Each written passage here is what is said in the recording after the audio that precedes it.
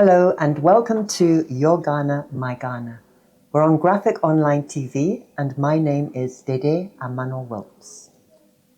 Earth Day was celebrated on the 22nd of April, and today we're looking at the linked problems of fossil fuel burning, global warming, and how to do development with alternative sources of renewable energy that don't put stress on our environment or endanger this earth. The show today is in two segments, and my first guest in the studio is Dr. Fatima Denton. Dr. Denton is the director of the United Nations University's Institute of Natural Resources in Africa, UNU-INRA, which is based at the University of Ghana. Thank you for joining us in the studio today, Dr. Fatima Denton. Thank you, Dede. But before we begin our discussions on this very hot topic of fossil fuels, let's take a quick look at some of the issues at stake.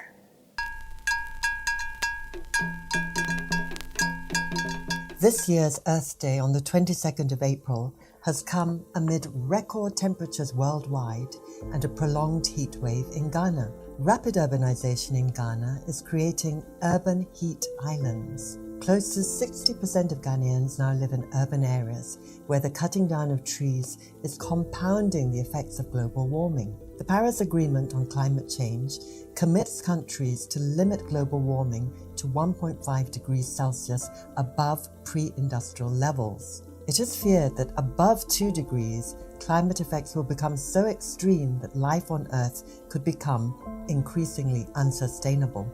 To achieve the 1.5 degrees limit, greenhouse gas emissions must peak before 2025 and fall 43% by 2030. Fear of the consequences of not achieving this is beginning to intensify the debate over stranded assets in Africa. Stranded assets are assets that suddenly lose their value or become unusable, causing big financial losses to countries or companies. In the context of climate change, fossil fuel assets become stranded because of fear that their continued use will increase global warming to unsustainable levels. Global warming is a long-term heating of Earth's surface, while climate change refers to long-term shifts in temperature and weather patterns. While these shifts may be natural, human activities are almost universally believed to be the main driver of change since the start of the Industrial Revolution in the 1800s. This is primarily due to the burning of fossil fuels like coal, oil, and gas, which increases the levels of heat-trapping greenhouse gases like carbon dioxide, methane, and nitrous oxide in Earth's atmosphere. Warming is compounded by the cutting down of forests. In the climate change debate on stranded assets, African countries have argued that they should be allowed to develop their fossil fuels while the more economically advanced areas of the world move to renewable energy. The idea is that northern countries that came first to the Industrial Revolution and polluted the earth through the unrestrained use of fossil fuels should now adopt mitigation strategies to reduce carbon emissions. By contrast, Africa, whose tiny carbon footprint means it is not counted among Earth's major polluters, should be allowed to focus on adaptation strategies to reduce the risks from climate change, for example, through water harvesting and sea defense against rising tides.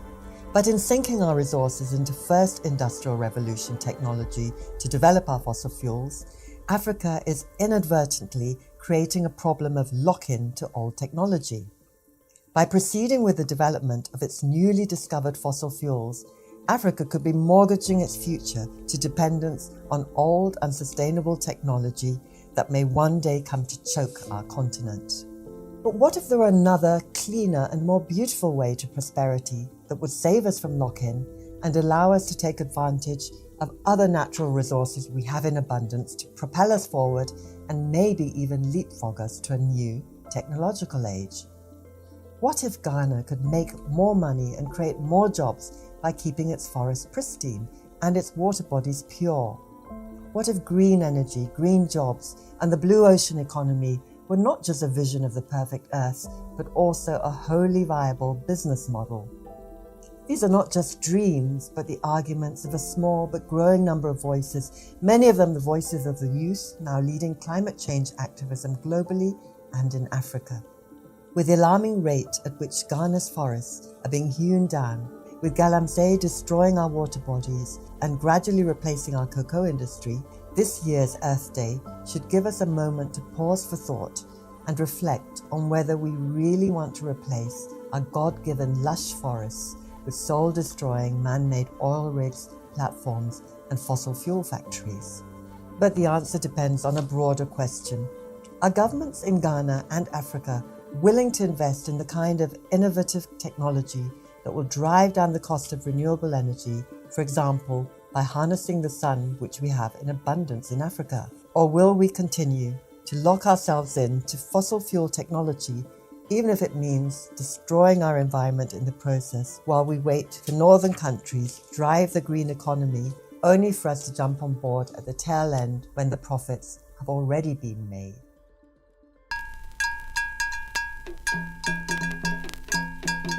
Dr. Fatima Denton, before coming to head up UNU INRA at the University of Ghana, you were the director of a very important division at the Economic Commission for Africa in Addis Ababa.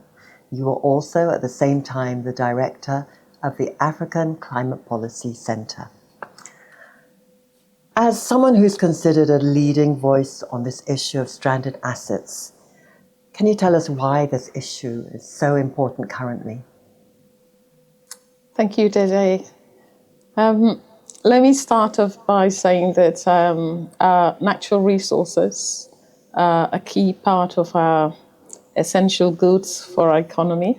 They are essential because they contribute to our development trajectory. They contribute to investment opportunities, to a whole range of development services, infrastructural development, and many of the other sectors that are related to economic development. So I'd say the subject is important because we are potentially talking about resources that may become stranded. I think in common parlance, we tend to talk about resources that stay in the ground.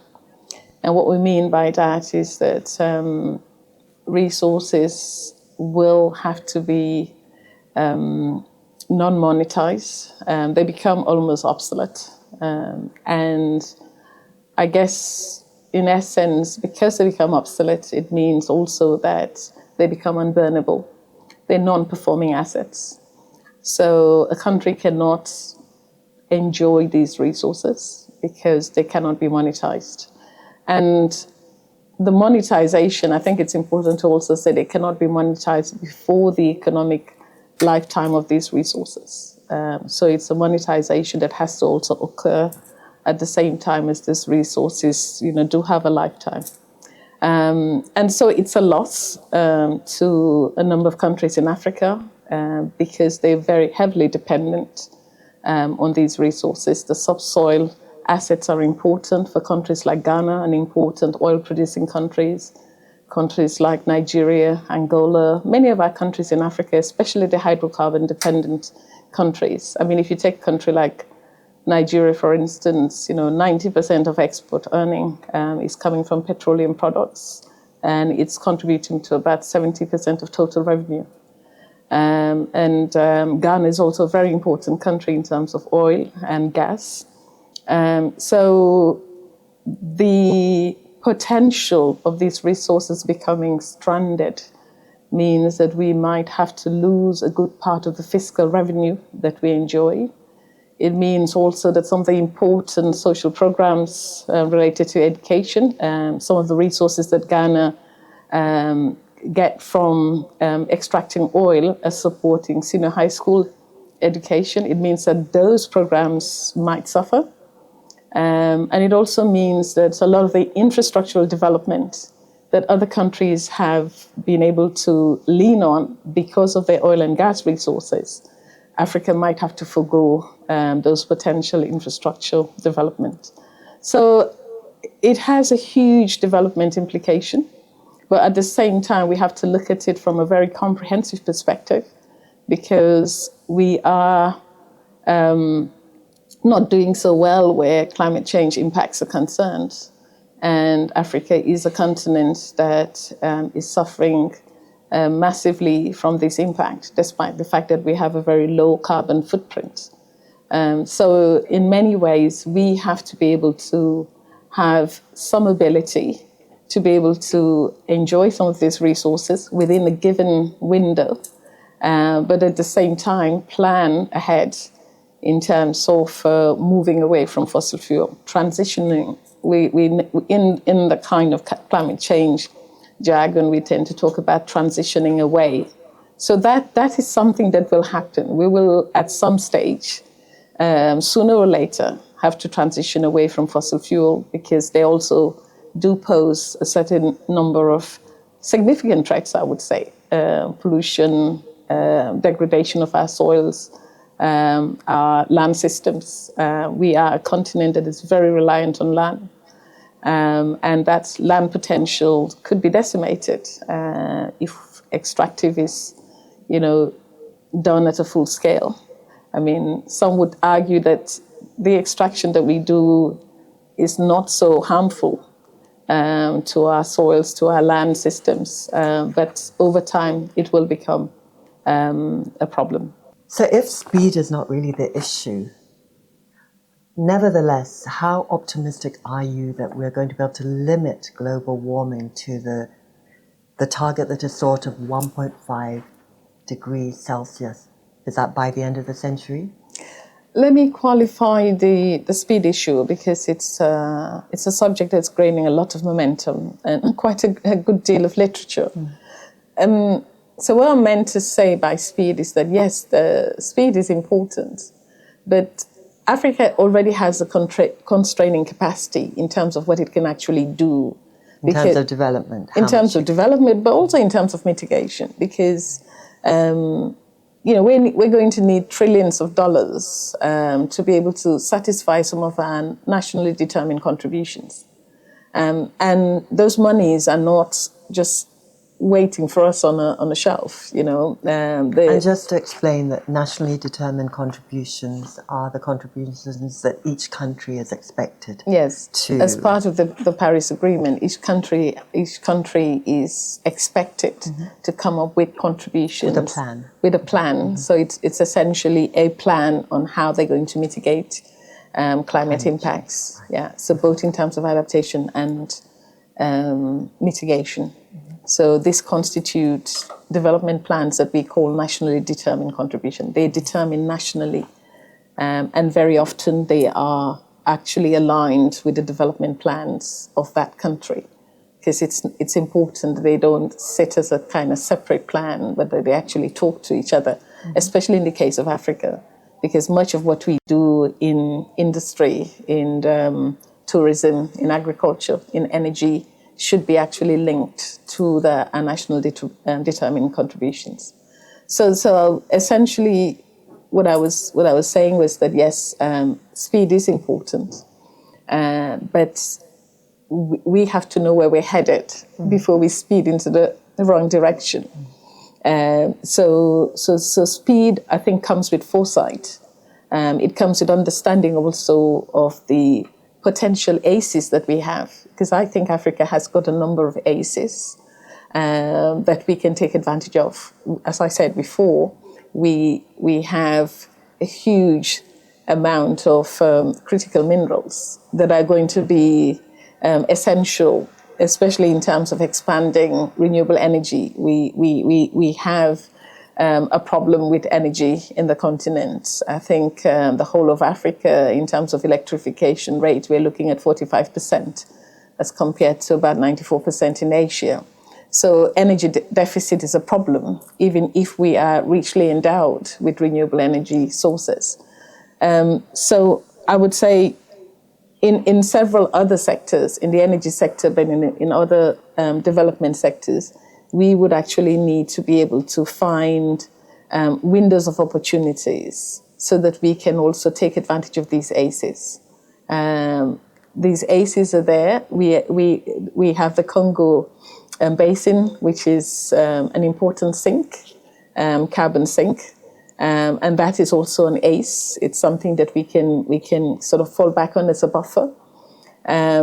we have a sector like energy, as I mentioned, that's not fully developed, and we need to have effective value chain supply systems so that the deficit and the energy poverty that we face is something that generations of Africans do not continue to face this problem. Over 600 million Africans do not have access to modern forms of energy. That's a travesty.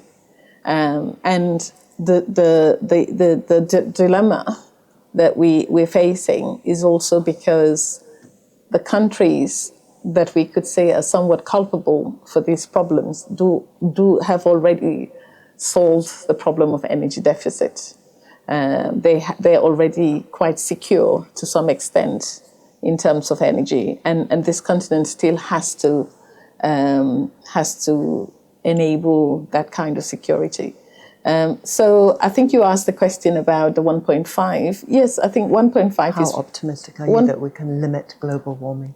It's what everybody does. It's what everybody does as a global society. And that's where we're failing. I'm optimistic. It's what everybody does that will determine whether we... It's what everybody does. It's not just what Africa does. Mm-hmm. It's what Africa and the rest of the world does. I always say that to a large extent, Africa is contributing to the mitigation of the entire world because we are minus 4% in terms of our carbon footprint. So 4% of the global average. Yes. So that to me is an important statistics because we are 54 countries, and if we were to sort of do what others are doing, then I think the environmental depletion rates would be much faster. So we are relatively green, but the task is how we stay green. The task is how we avoid potential emissions that could be quite dangerous for health. I think I might have talked about pollution, but also that sustainably we cannot continue to depend on fossil fuel. You know, they can have quite a negative impact on our health systems, on our economy long term. So if it's fair to say that this question of stranded assets of fossil fuels goes to the heart of development in Africa as elsewhere, you're a representative of the UN, but you're also an African woman, a West African woman. How do you see what needs to happen in terms of the future that you want for your children, your grandchildren, children and grandchildren of your friends? What needs to happen to resolve this dilemma? Well, I think first of all, like I was saying, we have a trust deficit.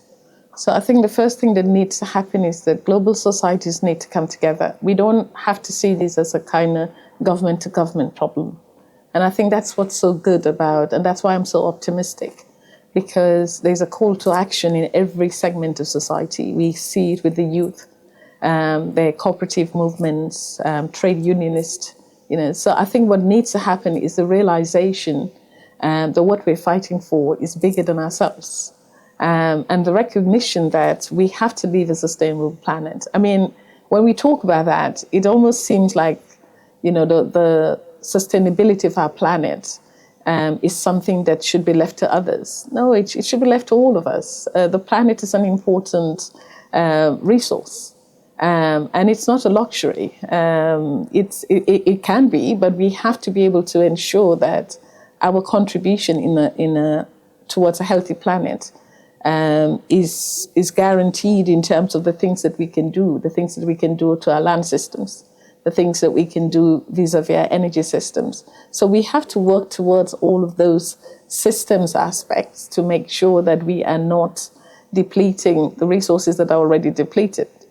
And as I said before, because we are so nature dependent in this continent, land dependent, agriculture dependent, energy dependent, if we start depleting these resources at a rate that is faster than we can renew, then, you know, we're creating a rod for our own backs. So we have to avoid that scenario. We have to avoid that overshoot, which is where the most other countries find themselves in, and the globe in itself find itself in. But we can't be contributing to that problem in a kind of equal to equal manner. But may I just say that I think the essential point also in this is recognizing that in as much as we can contribute to a wide-scale mitigation effort as part of our development for ourselves, we also need to recognize that others have been down that pathway of enjoying fossil fuel assets. And we need to have an exit strategy that works for us. We need to have markets that work for us where we can name prices. We need to have infrastructural development that we can rely on. And I think what could be a travesty in this whole climate discussion and finding a solution is Africa becomes a sink. If Africa is now a market for others, but it's not able to satisfy its own needs, its own food systems needs, agricultural needs, energy needs. So everyone is excited because there's a lot of mineral resources in the continent, and this is not new.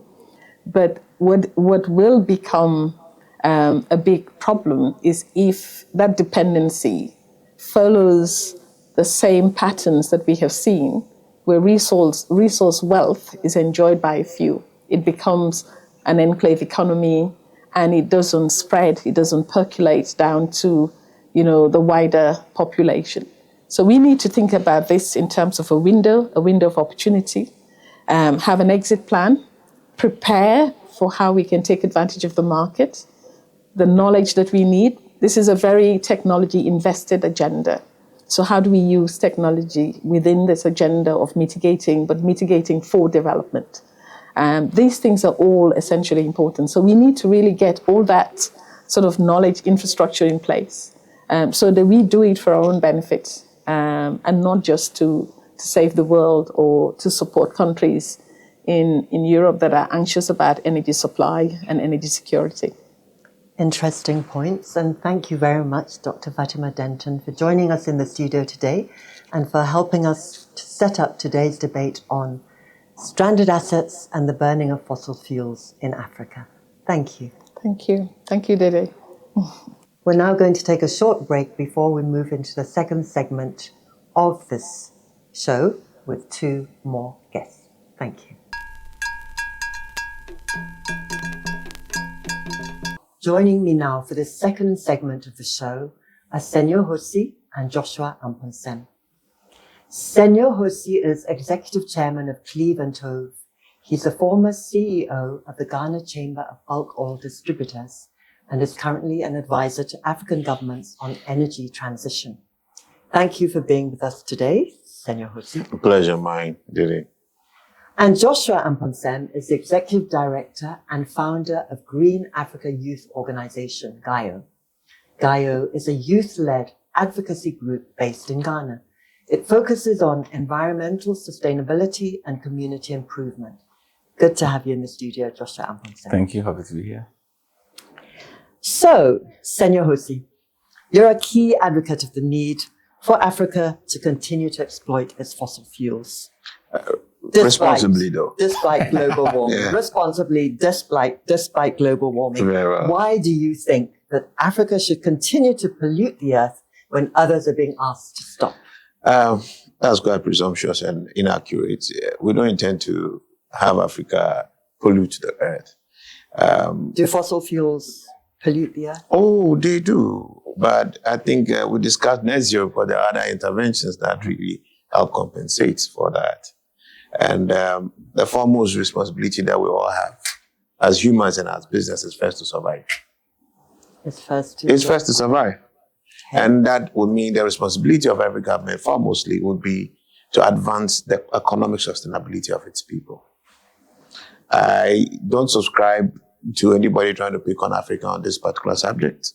One, because of our place in this conversation. We are in a conversation where we are south of 4% of our contribution to the entire carbon footprint. The carbon footprint of the world is not going to go to zero, and that's never been the plan.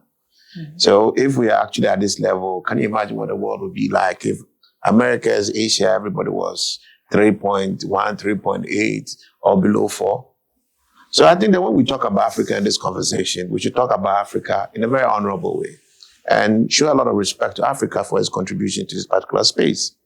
We account for over 17% of global population, but our contribution to this entire mess is so small.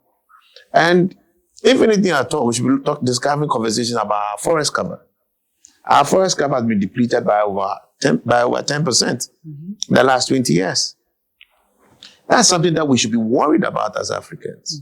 And what are the contributing factors to it? Is mining. But why are we not discussing mining? Why are we so much in a hurry to discuss fossil fuel when it has to do with Africa? The conversation about fossil fuels must be directed where it belongs. The Americas, Asia, and the OECD countries or Europe. That's where the conversation should sit. Look at everybody's development path. You look at Oceania region, you look at the areas where you have coal accounts for about 80 to 70% of the primary energy requirements of the same kind of people. We are 70% of the population. Our electricity consumption is 3.1% as a whole continent. They think about it. It tells you about the penetration of electricity, access to energy from a region that's so rich with resources, contributing responsibly to the entire sustainability of our environment. 3.1%. What's the future of our youth? So our conversation has to sustain their viability. And if we have to have trade-offs, we should have responsible trade-offs. Americas, China, India, look at the carbon footprint per capita. It's nowhere near Africa, 0.99 or something. So please, it's not a conversation we should have and talk about Africa in any negative sense. So are you saying that given that Africa's carbon footprint is about 4% of the global average, it would be fine for Africa to continue at this current level for the foreseeable future on the condition that other countries that have already polluted they should start taking the sacrifice. But it would be viable. If they take that sacrifice, it should be because viable for Africa to that's where it has meaning. All right, that's where it has actual meaning.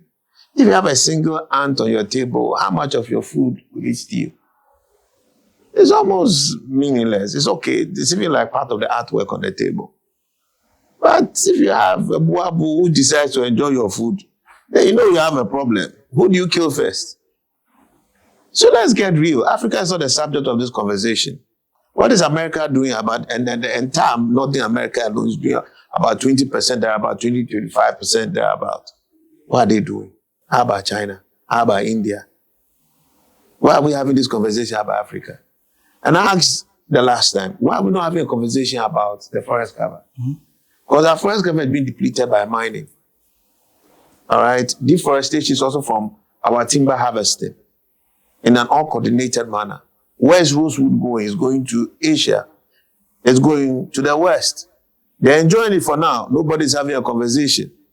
Why are gold, the lithium, who are mining it? Less Africans really dominate the mining space. So tell me, why are we not having that conversation instead? Because if you have a stronger forest coverage, we should actually be contributing even more in dealing with the environmental problems. And this is Africa, the beginning of the world. So that is where our conversation should be. So if people start discussing oil and not discussing our forest cover and mining where they are making the money and enjoying the wealth, then it tells you that it's a matter of interest. Look at the production to reserve ratio across every single part of our major economies. Most of them are tanking, save for the Middle East and maybe a bit of the Americas. Americas is also tanking. Europe is almost gone. Now they have technology to discuss renewable. They are telling us we should forget about fossil fuels. That will help transform the lives of the millions of youth that remain unemployed in our part of our world. That's a joke. And Joshua Amposen, on this question of the stranding of assets on fossil fuels burning, I believe you take a quite different view from Senor Hosi. Please explain your view. So thanks a lot. And I agree with what Senor said, probably to a particular percent, like 70% I agree with that. I think that... You actually meant 100%, I guess. And I think the reason I agree with that is that, in principle, the conversation around fossil fuels should not be too heavy on Africa. And that is because the transformation of fossil fuel in the continent now would not deliver the maximum of results when it comes to the global climate conversation. Mm-hmm. So much of the advocacy and the work that needs to go in now around fossil fuel is no new fossil fuel exploration in the global north, particularly. So no new exploration, no new fields, no new sort of fossil fuels coming into the sector. I think when it comes to Africa, what I find very interesting is that our energy demand is growing and it's increasing. Let me use Ghana specifically as an example. 10 years ago, when you have a climate conversation with someone, it's difficult for them to relate to it. But now it's so easy because everyone is feeling the heat in the country. Mm-hmm. Air conditioning is no longer a luxury. It's a necessity for many people, right? Shade is a necessity for many people. And that has become a thing that is going to drive continuous energy demand, and we're going to have more energy. At the same time, in trying to close the energy gap, the deficit that we have, we will do that by producing energy. And that energy is where the conversation comes. Where should that energy come from? Should it be from fossil fuels because we have some of it available and we could actually tap into that and expand on that? Or we should invest in renewables. So for me, I like how Senor took the conversation away from let's not focus on Africa when it comes to fossil fuel. Let's focus on the more industrial countries who have benefited great from that. When it comes to Africa, I would also move away from saying that not necessarily fossil fuels for Africa, but how can we close that energy gap using renewables? Because solar is one of the biggest assets that the continent has, and it's really not being explored enough. On the average, Africa literally is the pioneer, should be the pioneer when it comes to solar because we have watts per peak more than any other place on this world at any given time. So we should actually be the ones leading and be the frontier when it comes to renewables. So when it comes to new investments stepping into the energy sector, it will make more sense. And in terms of what Senor said also before, he said, we need to survive and we need to go beyond survival. We need to thrive. And thriving means that you do everything possible to meet your demands now, your future demands, but also have even excess resources to still combat the impact of climate change, which is going to happen to us. And we cannot stop that. So we're not going to stop the heat that is going to come over the next 20 years. We're not going to be able to stop the floods that are going to happen and the droughts that are going to happen. But 50 plus years from now, the actions we take now could influence that. And if we're able to really invest in renewables and not contribute further to fossil fuel exploration and the emissions that come out of that, we could really create that better future for ourselves, knowing that we also have renewable as a sector that we can really explore. And I think that is where the focus should be. Okay, and so Senor Hosi, zeroing in on that issue of stranded assets, what is it that Africa stands to lose if it strands its assets? And what does it stand to gain? One, the first thing is the economic sustainability of its people. Fatima referred to Nigeria and the contribution of oil to its budget. Take it out. What are I telling Nigeria? All right, so it's not a conversation to even have. And if you look at energy, primary energy consumption, largely people optimize what they produce. We don't discuss coal much in Africa because we don't produce coal. Now go to Australia, and that is dirtier than any of the fossil fuels. Nobody's having a conversation like that. So we have to optimize our own reserves. We have up to about 50 years in our reserve to production ratio. Europe has 10 years. So Europe knows in the next decade, there's no oil to produce. So the conversation must move next. And they must always dominate the economic space. I'm sorry, it's time for us to also survive. We don't worry whether the price is going to tank. As long as that resource can be used to generate electricity, generate energy, to create opportunities for people to optimize their economic viability. Our youth, we are going to have the most youthful population in the next few years. We already have. We already have. Yes. I mean, borderline. So it's not friendly. Meanwhile, we have the least economic opportunities created for these same youth. If you look at the data from the African Development Bank and looking at what the next 5 years, 6 years, by 2030, what it's going to look like, adding about 100 million unemployed youth to our population every year, it's not a sustainable conversation. So we must be practical about our solutions. Our fossil fuels, we have what, over 125 or 23 billion barrels in our reserves, must be used productively to power Africa and to also fund our economic transformation. That's the conversation. If anybody wants to have that story change, it's okay. Pay us for what is there. We'll keep it there. We are not interested in the crude because it is called crude. We're interested in it because of the economic and energy opportunities we generate from it. So if you give us the money, let's value it right now. It's not difficult. You can pay Fatima. She will do your calculation for you right now. You said pay us and let's for go. what is there. Pay us Yeah, we'll leave it for our you. forests. Pay us for... The forest is ours. We are not having any Pay us for conversation what? with anybody. For what Pay us for the what is in the ground? crude in the ground. What will leave in the What ground? you want us to leave, we'll leave it for you. It's not a And you're problem. saying that Fatima hasn't yet done the calculation. She should calculate it and give it to them so that they bring us the money. I think that just to cut in on that, I think that this advocacy needs to be fronted and championed, but in a way that the amount of money to require for us to really explore the barrels, billions of that, could also be the same. No, it's already been done. It's been done. That's science. You know what I'm saying? I'm just saying that the amount of money more to do. that It's is just to take calculation. for I us. can calculate right now for you. Yeah, but Multiply that by money- another $80. You can average that. Good, but Look that at the money- IMF forecast right now. We just do it right now. Good. That money, 125. that money can also allow us to tap into the same energy that we have, but from the sun. So we could explore renewables, power Africa, generate jobs. I and want develop the our money. youth. So give us the money. We'll spend that money and do any other source of energy. It's fine. So that advocacy should be championed and say that we can do renewables. We need the technology, right? We need the resources. We need the capacity to do that, and we don't have to touch our oil, and that is possible. So give us the money. So Joshua Amponsen, do you believe that zero carbon solutions are possible in Africa?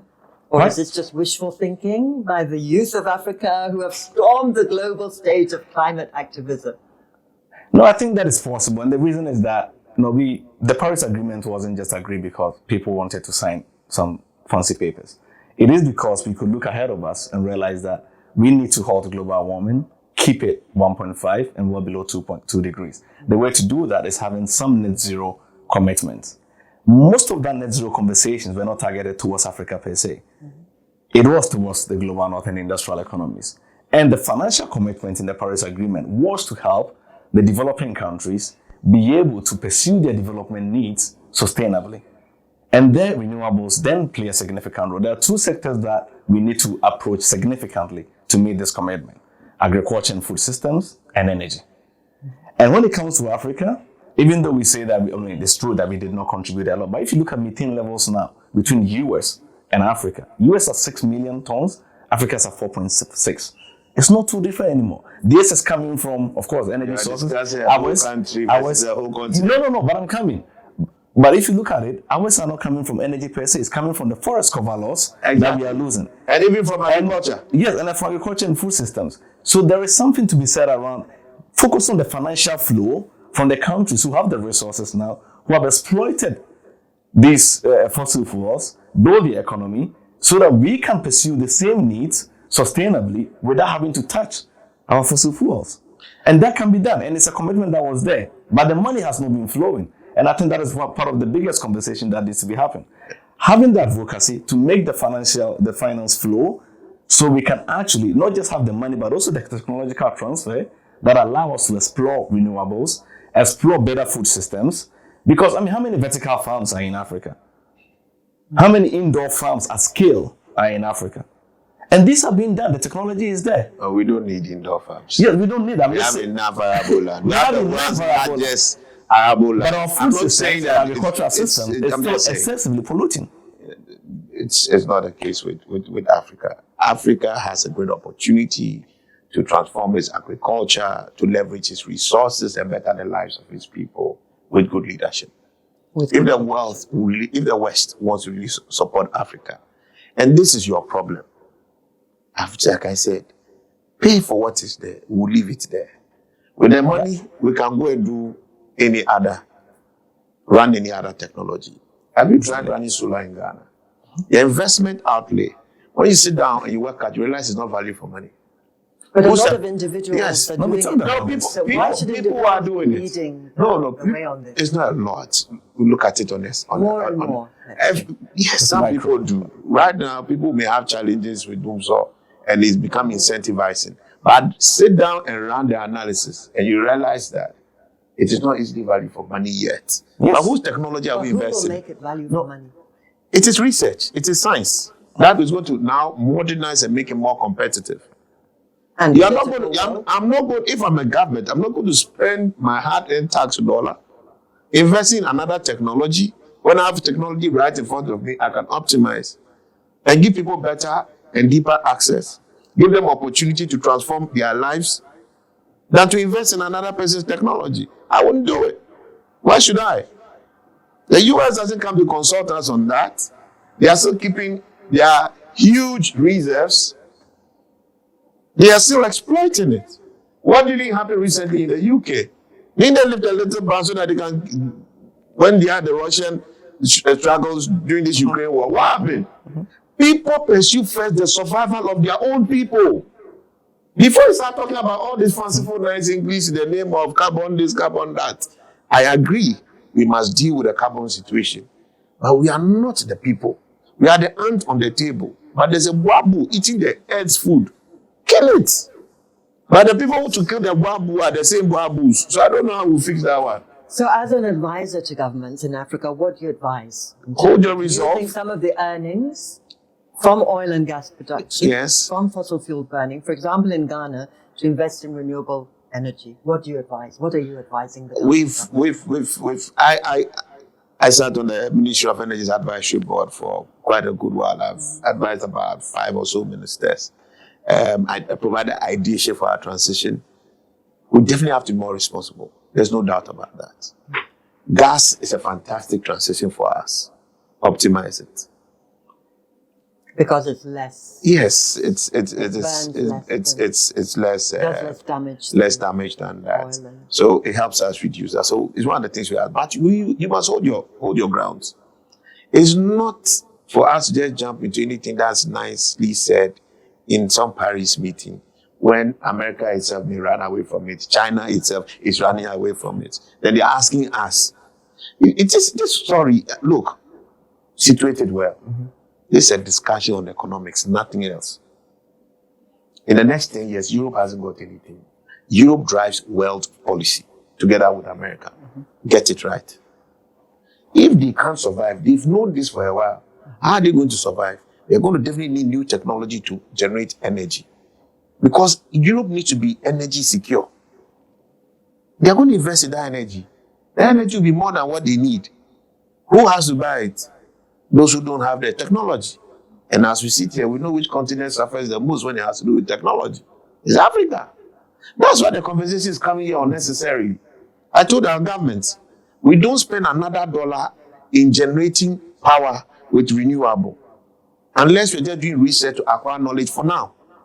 Because we have so much installed capacity, we are underutilizing in thermal plants.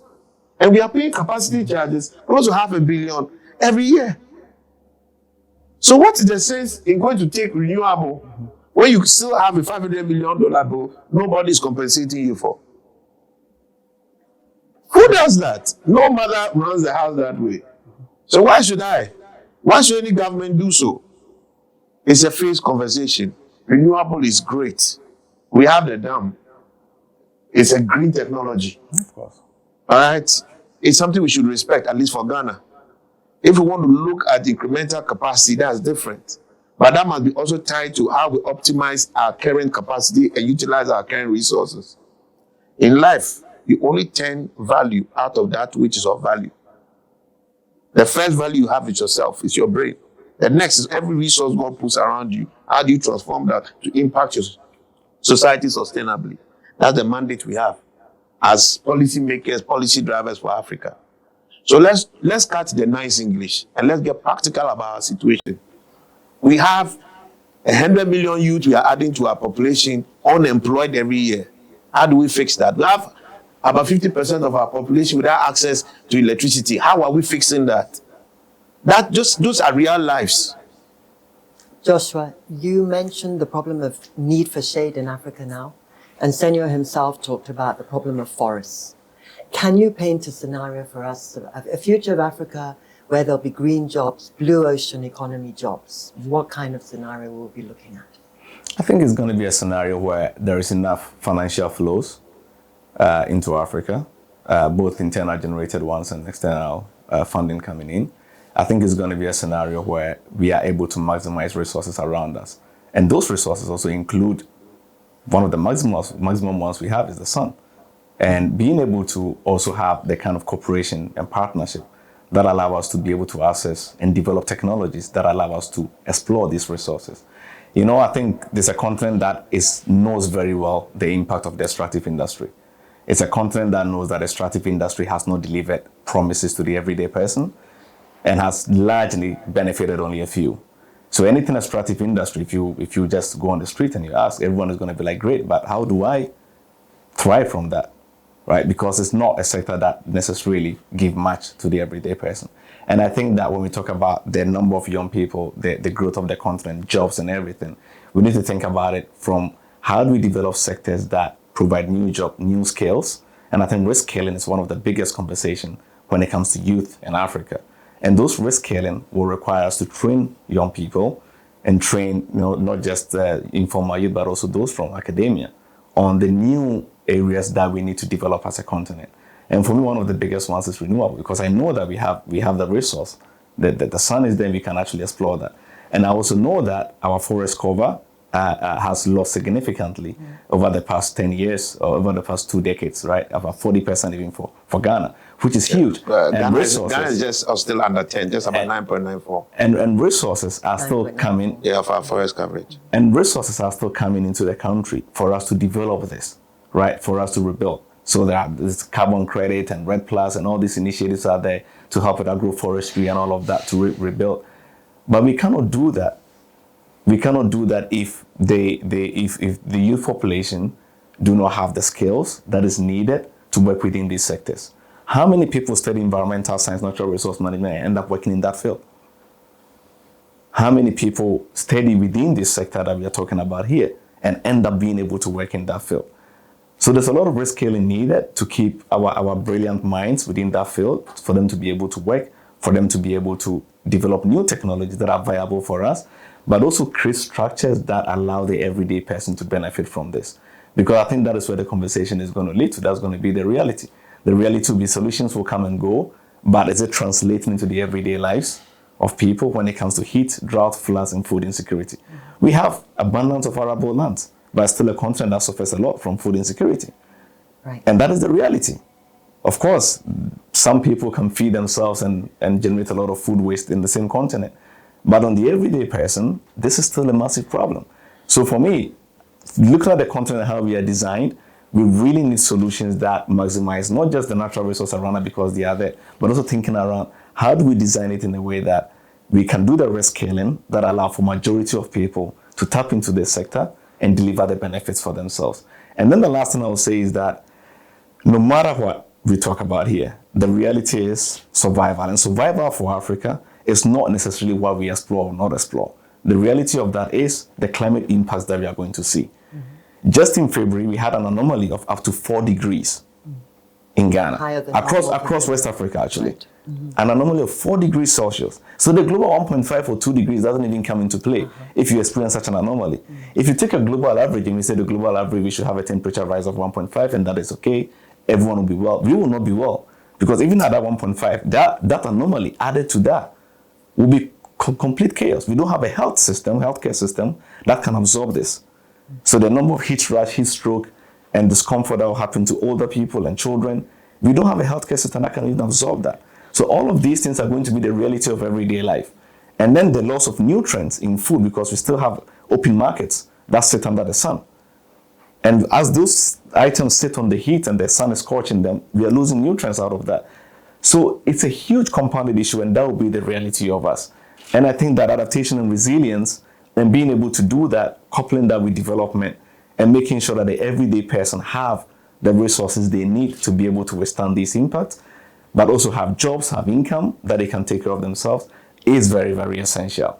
And yes, fossil fuel will have a role to play in the current time, but it doesn't have a future if you look at it at a global level, and particularly for a country like ours, because we would need to leverage the resource we have, which is also the sun, and be able to provide energy in abundance for everybody, that we can be able to protect ourselves.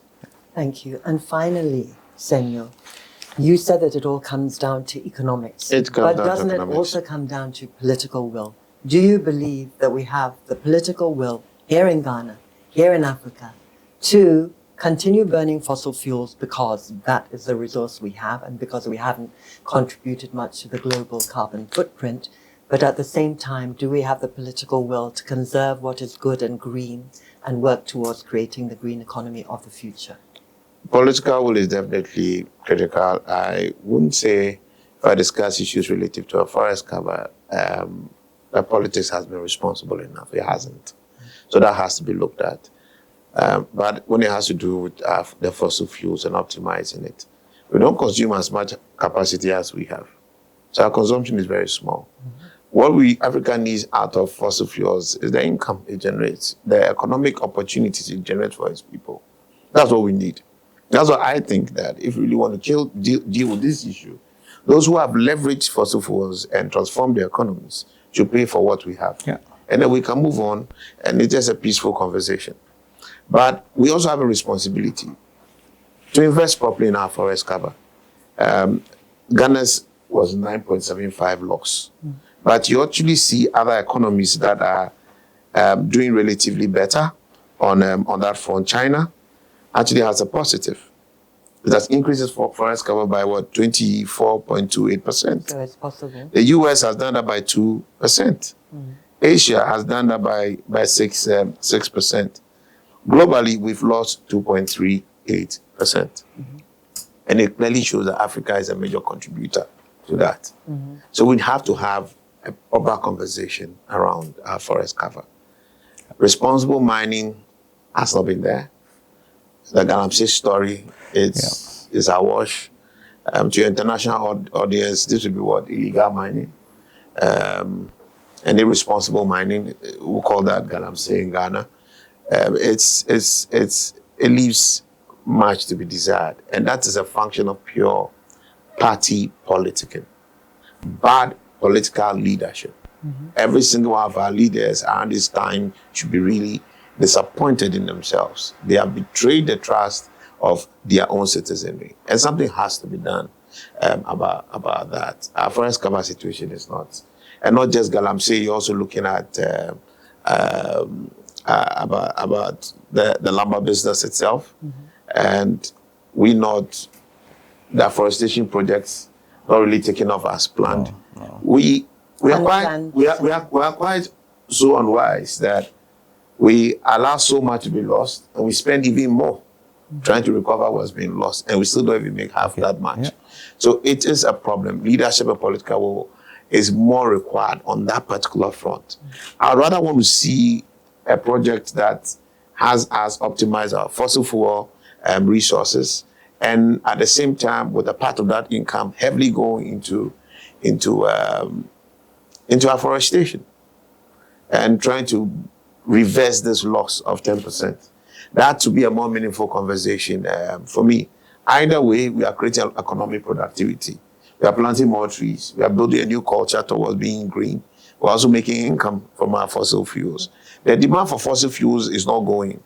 And as long as there's demand, which is sustainable and constructive, there will always be supply. Why should that supply not be Africa? Thank you. Thank you very much. Thank you, Senor Hosi, and thank you, Joshua Amponsem, for this very lively and insightful debate. Thank you for joining us in the studio here today. So that brings us to the end of this week's Your Ghana, My Ghana show. I am Dede Amano Wilkes. Thank you for being with us on Graphic Online TV, And please don't forget to hit the subscribe button on YouTube. We hope to see you again next week.